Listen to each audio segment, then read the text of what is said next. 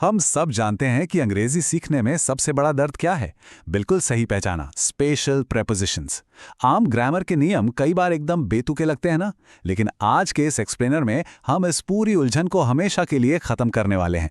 चलिए देखते हैं कि इन छोटे छोटे शब्दों के पीछे आखिर कौन सा लॉजिक काम करता है। तो आज के हमारे इस रोड मैप में सबसे पहले हम समझेंगे द प्रेपोजिशन प्रॉब्लम, फिर बात करेंगे द फर्नीचर पैराडॉक्स और द कंटेनर स्कीमा की।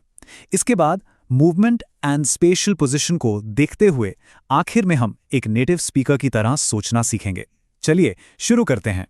Number 1, the preposition problem. देखिए, किसी नए भाषा को सीखने वालों की निराशा को समझना बिल्कुल आसान है। इन प्रेपोजिशंस को रट कर याद करना सदियों पुरानी और बेहद नीरस ट्रिक लगती है, क्योंकि ऐसा लगता है कि इनका तो कोई सिरपैर ही नहीं है।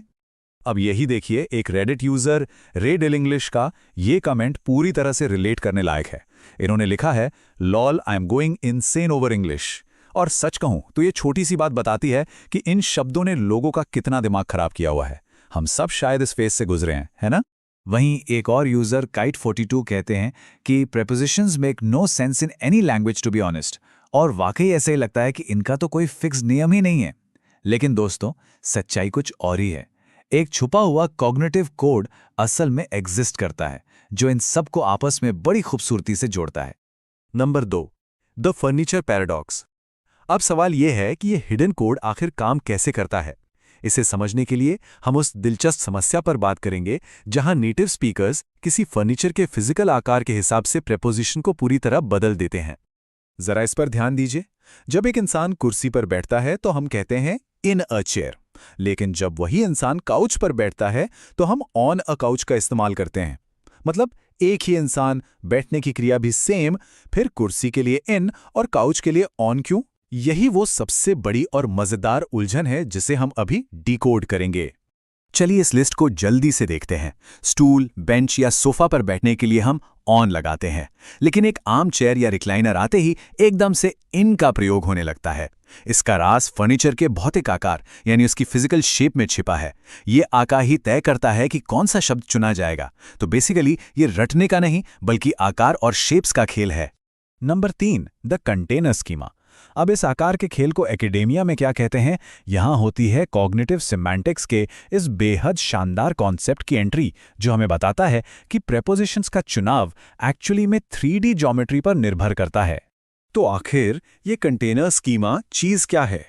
सिंपल शब्दों में ये एक ऐसी 3D बाउंड्री या सीमा है जो किसी चीज को घेरे रखती है या लिमिट करती है। जब हमारा दिमाग किसी जगह को एक कंटेनर यानी एक डब्बे के रूप में देखता है तो लैंग्वेज उसी हिसाब से रिएक्ट करती है। ये एक कमाल की विजुअल ट्रिक है जो इन कंफ्यूजिंग शब्दों को एक ठोस आधार देती है। और ये कंपैरिजन इस बात को कितनी खूबसूरती से दर्शाता है। एक आम चेयर के हत्थे और उसकी पीठ बैठने वाले को चारों तरफ से घेर लेते हैं। वो एक कंटेनर की तरह बन जाता है, इसलिए वहां इन लगता है। वहीं दूसरी तरफ एक फ्लैट लकड़ी की कुर्सी या स्टूल सिर्फ एक सपाट सतह यानी फ्लैट सरफेस की तरह काम करती है। कोई आकार घेर नहीं रहा होता, इसलिए वहां हम तुरंत ऑन का इस्तेमाल करते हैं। अब यही सेम विजुअल ट्रिक बिस्तर के केस में देखिए। जब कोई इंसान ब्लैंकेट्स के नीचे लेटा होता है तो असल में वो एक कंटेनर के अंदर इनक्लोज्ड होता है, इसलिए हम इन द बेड कहते हैं। लेकिन जरा सोचिए, जब बिस्तर पूरी तरह बना हुआ हो और कोई सिर्फ उसके ऊपर लेटा हो, वहां वो इंसान सिर्फ एक फ्लैट सरफेस का इस्तेमाल कर रहा है, इसलिए तुरंत नियम बदलता है और हम ऑन द बेड कहते हैं। है ना मजेदार? और सबसे बढ़िया बात, ये कंटेनर वाली लॉजिक मोड्स ऑफ ट्रांसपोर्टेशन के लिए भी बिल्कुल परफेक्ट काम करती है। देखिए, जिन व्हीकल्स में खड़े होकर चला जा सकता है, जैसे प्लेन, ट्रेन या बस, उन्हें हमारा दिमाग एक फ्लैट प्लेटफॉर्म की तरह प्रोसेस करता है, इसलिए वहां ऑन लगता है। लेकिन कार, टैक्सी या छोटी बोट जो एक बंद डब्बे की तरह घेरे रखती हैं और जहां आप खड़े नहीं हो सकते, वहां हमेशा इनका प्रयोग होता है। Number 4, movement and special position.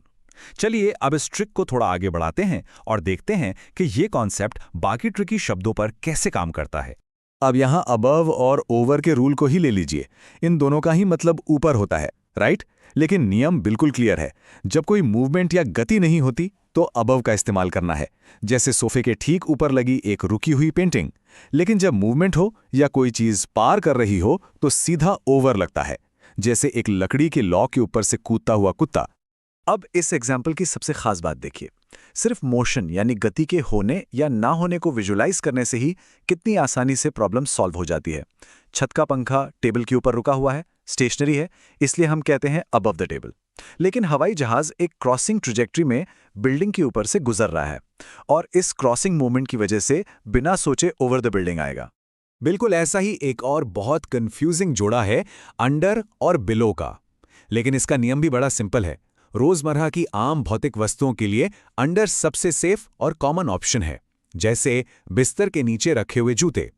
वहीं बिलो का इस्तेमाल तब होता है जब हम किसी मेजरमेंट या लेवल की बात कर रहे होते हैं, जैसे तापमान का 0 से 18 डिग्री कम होना, यानी 18 डिग्रीज बिलो 0।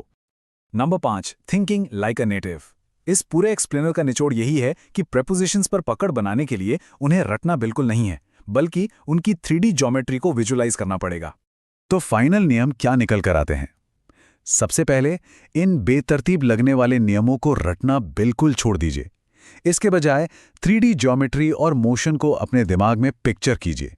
बस खुद से पूछिए, क्या कोई ऑब्जेक्ट घेर रहा है या एनक्लोज कर रहा है? अगर हां, तो इन लगाइए। क्या वो सिर्फ एक फ्लैट सरफेस है, तो ऑन का यूज कीजिए। और क्या वहां क्रॉसिंग मूवमेंट है, तो अबव की जगह ओवर लगाइए। सिर्फ शेप्स और बाउंड्रीज को समझ लेने से ही ज्यादातर गलतियां ठीक हो जाएंगी। तो आज के इस एक्सप्लेनर को हम एक बहुत ही इंटरेस्टिंग सवाल के साथ खत्म करते हैं। आज के बाद जब भी किसी कमरे में रखी चीजों को देखा जाए तो इस पॉइंट पर जरूर गौर कीजिए। क्या वो किसी सतह पर यानी ऑन अ सरफेस रखी हैं या किसी स्पेस के अंदर घिरी हुई यानी इन अ स्पेस आती हैं। ये एक छोटी सी कल्पना रोजमर्रा की चीजों को देखने और उनके बारे में बात करने का पूरा नजरिया बदल कर रख देगी।